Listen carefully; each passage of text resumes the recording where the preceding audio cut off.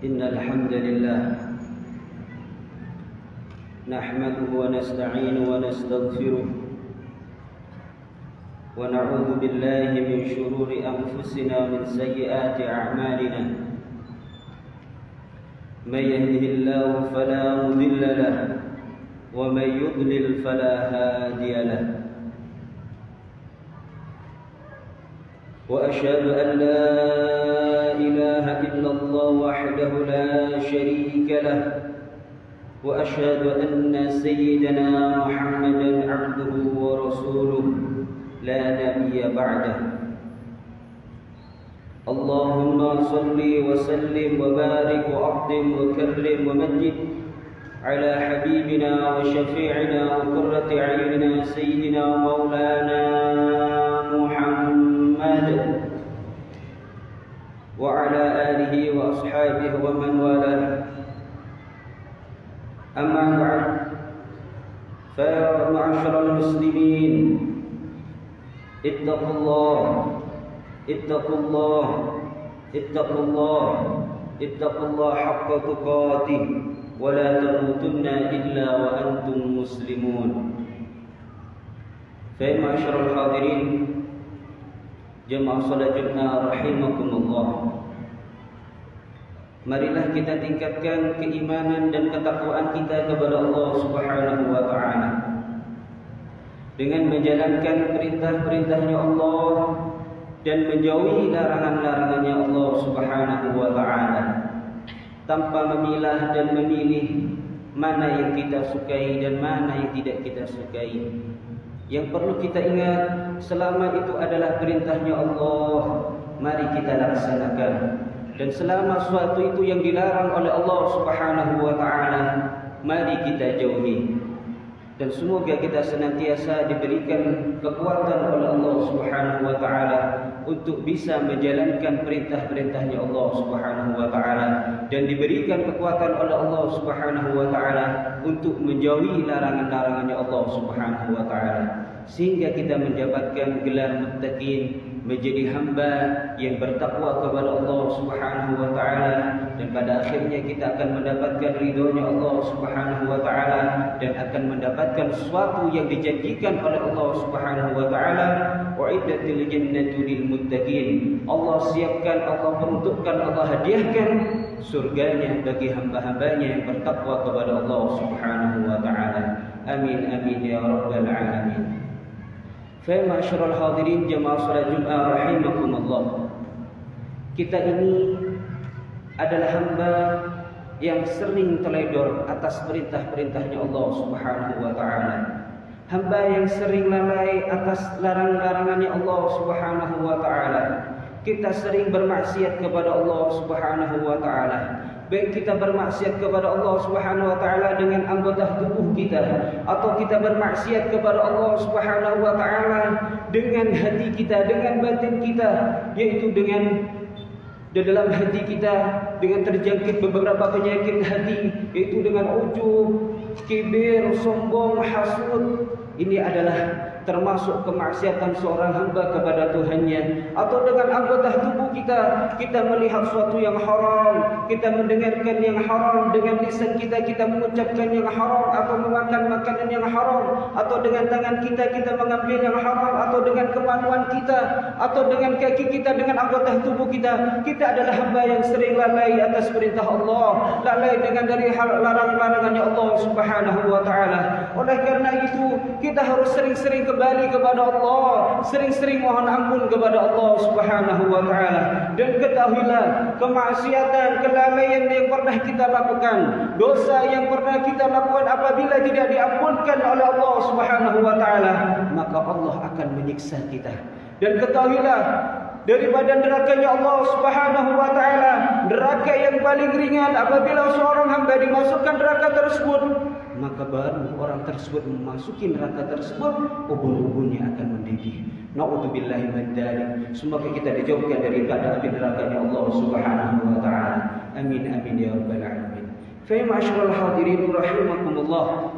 Oleh karena itu, dari begitu banyaknya kemaksiatan yang pernah kita lakukan, tidak bertambah hari, tidak bertambah tahun, tidak bertambah umur kita, kecuali juga bertambah kemaksiatan kita kepada Allah, tambah juga dosa kita kepada Allah. Akan tapi begitu rahmatnya Allah, begitu luas rahmatnya Allah, kasih sayangnya Allah dan ampunan Allah, Allah senantiasa menunggu hamba-hambanya yang senantiasa bermaksiat kepada Allah. Yang bermaksiat di siang hari ditunggu oleh Allah, yang bermaksiat di malam hari senantiasa ditunggu oleh Allah Subhanahu wa taala untuk datang ke pintunya Allah Subhanahu wa taala, untuk bersimpu di depannya Allah Subhanahu wa taala. Dikatakan oleh Allah Subhanahu wa taala bahwasanya innallaha ghafurur rahim, bahwasanya ketahuilah Allah Subhanahu wa taala adalah zat yang Maha Pengampun dan Maha Penyayang. Fa masyaallah hadirin rahimakumullah. Oleh karena itu, waktu yang ada ini mari kita gunakan untuk bertaubat kepada Allah Subhanahu wa taala. Sebanyak apapun dosa kita, sebesar apapun dosa kita, cepat kembali kepada Allah Subhanahu wa taala. Bahkan khususiyah daripada umat Nabi Muhammad sallallahu alaihi wasallam yang dikatakan oleh baginda Rasul Muhammad sallallahu alaihi wasallam, inna ummati ummatun marhumah. Ummati ummatun marhumah, dikatakan oleh baginda Nabi Muhammad sallallahu alaihi wasallam. Ketahuilah bahwasannya umatku adalah umat yang dikasih sayangi oleh Allah Subhanahu wa taala. Fa ma'asyiral hadirin rahimakumullah. Bahkan Begitu sayangnya Allah Subhanahu wa taala kepada umat Kanjeng Nabi Muhammad sallallahu alaihi wasallam yang dulu daripada umat-umat terdahulu, umat-umat Nabi terdahulu, umat-umat Rasul terdahulu, mereka hanya dengan niat saja untuk melakukan kemaksiatan, niat untuk melakukan kedurhakaan, itu sudah dicatat, ditulis sebagai kemaksiatan kepada Allah Subhanahu wa taala. Akan tapi khususiyah daripada umat ini, umatnya Kanjeng Nabi Muhammad sallallahu alaihi wasallam, umat yang terbaik berkah Kanjeng Nabi Muhammad sallallahu alaihi wasallam, kita ada keinginan untuk melakukan kemaksiatan, melakukan kedurhakaan kepada Allah, tidak dicatat sebagai dosa, tidak dicatat sebagai kemaksiatan. Akan tapi sampai bahkan orang tersebut melakukannya pun bukan hanya dengan niatan saja, sampai seorang hamba tersebut daripada umat Nabi Muhammad melakukan daripada apa yang dia niatkan, apa yang dia inginkan, apa dia kerentakkan dalam hatinya, sampai dia melakukan perbuatan tersebut, itu tidak dicatat oleh Allah Subhanahu wa taala, tidak dicatat oleh para malaikat dengan dosa tersebut. Ditunggu itikadnya, ditunggu 1 jam, ditunggu 2 jam, 3 jam sampai 6 jam. Baru setelah 6 jam, apabila orang tersebut masih tidak bertobat kepada Allah, setelah bermaksiat tidak mohon ampun kepada Allah Subhanahu wa taala, maka orang tersebut dicatat sebagai hamba yang bermaksiat kepada Allah, ditulis sebagai orang yang melakukan noda hitam. Fa ma'asyiral hadirin rahimakumullah, begitu luasnya rahmatnya Allah terkhusus bagi umat Kanjeng Nabi Muhammad sallallahu alaihi wasallam. Banyak bonus-bonus daripada umat Kanjeng Nabi Muhammad sallallahu alaihi wasallam. Bahkan tatkala orang tersebut sudah melakukan maksiat, ditunggu 1 jam, 2 jam sampai 6 jam baru dia ditulis. Bahkan setelah ditulis pun tatkala orang tersebut mohon ampun kepada Allah, membaca istighfar, mohon ampun kepada Allah Subhanahu wa taala, dosanya sebesar apapun akan diampunkan oleh Allah Subhanahu wa taala. Dikatakan oleh Kanjeng Nabi Muhammad sallallahu alaihi wasallam, "At-taibu min adz-dzambi kaman la dzambalah." Orang yang bertaubat, orang yang mohon ampun kepada Allah Subhanahu wa taala, orang senantiasa bersyukur kepada Allah Subhanahu wa taala, kaman la dzambalah, seperti orang yang tidak mempunyai dosa. Maka jangan sampai bosan kita untuk mohon ampun kepada Allah, bermaksiat kepada Allah sekali, kembali lagi istighfar, 2 kali, kembali lagi baca istighfar, mohon ampun kepada Allah Subhanahu wa taala. Jangan sampai kita putus asa daripada rahmatnya Allah Subhanahu wa taala. Bahkan Allah Subhanahu wa taala menyebutkan di dalam Al-Qur'anul Karim bahwasanya orang yang ahli maksiat, yang dosanya banyak, itu sangat berpotensi menjadi kekasihnya Allah Subhanahu wa taala. Begitu berpotensi, menunjukkan apa? Begitu peluangnya besar daripada rahmatnya Allah, ampunannya Allah Subhanahu wa taala. Sang pendosa, sang yang perlu berhubungan dengan kemaksiatan, penuh dengan noda, bisa menjadi kekasihnya Allah Subhanahu wa taala. Allah sebutkan di dalam Al-Qur'anul Karim, "Innallaha yuhibbut tawwabin." Innallaha yuhibbut tawwabin. Ini adalah kabar gembira bagi kita yang kita senantiasa bermaksiat kepada Allah. Sesungguhnya Allah mencintai orang-orang yang bertobat kepada Allah Subhanahu wa taala, yang senantiasa bertobat kepada Allah Subhanahu wa taala. Ini menunjukkan bahwasanya begitu luasnya rahmatnya Allah. Kita yang ahli maksiat, kita yang penuh dosa masih sangat dirindukan oleh Allah Subhanahu wa taala. Bukan hanya dirindukan, bahkan bisa menjadi kekasihnya Allah Subhanahu wa taala. Teringat dengan kisahnya Sayyidina Umar bin Khattab, yang mana beliau begitu membenci Kanjeng Nabi Muhammad sallallahu alaihi wasallam, musuh besar Islam. Akan tapi setelah masuk Islam, mohon ampun kepada Allah Subhanahu wa taala, bahkan pernah melakukan dosa yang besar, pernah membunuh putrinya dalam keadaan hidup-hidup. Itulah Sayyidina Umar bin Khattab. Akan tapi tatkala kembali kepada Allah, sering menangis kepada Allah, mohon ampun kepada Allah Subhanahu wa taala, dekat dengan Kanjeng Nabi Muhammad sallallahu alaihi wasallam, bukan hanya menjadi seorang yang muslim, bukan hanya dosa-dosanya dimaghfirah oleh Allah Subhanahu wa taala, akan dan menjadi sahabat yang begitu dicintai oleh Kanjeng Nabi Muhammad sallallahu alaihi wasallam. Bahkan manusia termulia setelah Sayyidina Abu Bakar. Ini adalah luasnya daripada rahmatnya Allah Subhanahu wa taala. Bahkan istighfar yang kita baca, istighfar yang kita panjatkan kepada Allah Subhanahu wa taala, ini yang membuat syaitan menjadi kesal, syaitan menjadi marah. Dikatakan oleh syaitan, "Qasad dhahril istighfar." Sungguh telah mematahkan punggungku, setelah membuat sia-sia usahaku bertahun-tahun.